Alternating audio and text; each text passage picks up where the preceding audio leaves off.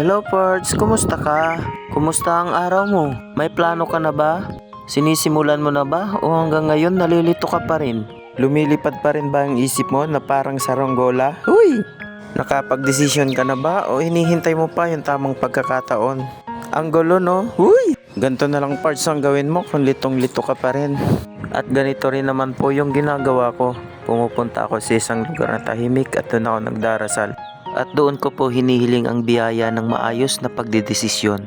At sa bawat desisyon na ating gagawin, huwag po nating kalimutang hingin ang patnubay ng Panginoon. Ganun lang po yung ginagawa ko, Fards. Ikaw, ano po ba yung paraan mo? Comment mo naman po below para magkaroon din naman po kami ng idea sa mga successful na desisyon mo. Maraming salamat, Fards, kung makakapagbahagi ka. Ingat ka. Thank you. God bless.